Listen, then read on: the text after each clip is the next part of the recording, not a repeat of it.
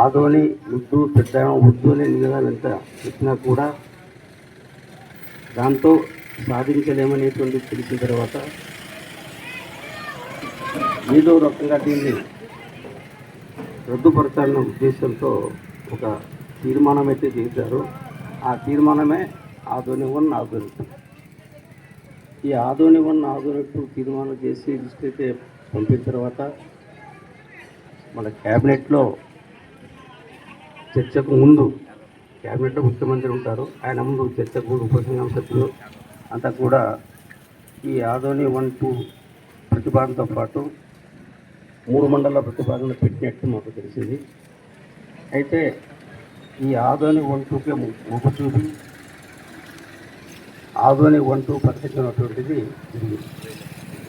ఇది 530 మనకు డిసెంబర్ 30 వచ్చింది.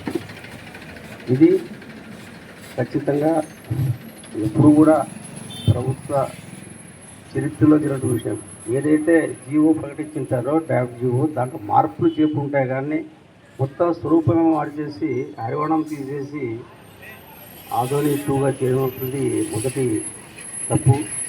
రెండవది, మనకు ఏదైతే 17 గ్రామాలు కలుపుతూ చేశారో ఆ 17 గ్రామాలు ఇంకా 5 రోజులు చెప్పి 22 గ్రామాలతో ఆదోని 2 చేశారు. ఈ రెండు కూడా చట్టరీత్యా రాజ్యాంగ ఉల్లంఘనకు పాల్పడినట్టు మాకు తెలుస్తూ ఉంది. ఆ విషయంలో మనమంతా కూడా 30వ తేదీ నుంచి అంటే ఈరోజు 11వ తేదీ అంటే 12 రోజులుగా గత 12 రోజులుగా మన 13 రోజులుగా ఈ కార్యక్రమాలు చేసుకుంటూ మనం ప్రజలందరి సహకారంతో అందరూ ఆర్థికంగా కూడా సహాయం చేసిన వాళ్ళందరూ కూడా ధన్యవాదాలు. మనం కోర్టులో పిల్ల అంటే పబ్లిక్ ఇంటర్ప్రిటేషన్ జరిగింది, అది మనకు నంబర్ అయ్యింది. విచారణ కూడా అనుకోకుండా నెక్స్ట్ డేనే వచ్చింది. ఎందుకంటే బుధవారం కాబట్టి మేము మంగళవారం బుధవారం వచ్చేది. ఇప్పుడు దాన్ని 4 వరకు వాయిదా వేసినాం. అది ఏమవుతుంది అనేటువంటిది మనం వేచి చూడాల్సిందే.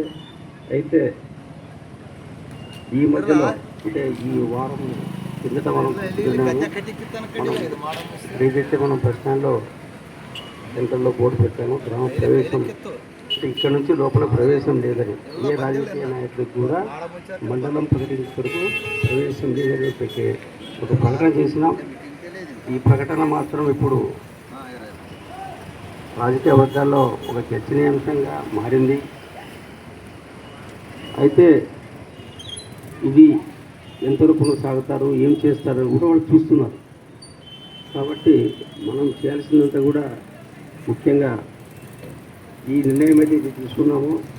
ఈ నిర్ణయం తూచా తప్పకుండా మనం పాటించగలిగితే మనం ఖచ్చితంగా సఫలీకృతం అవుతాం.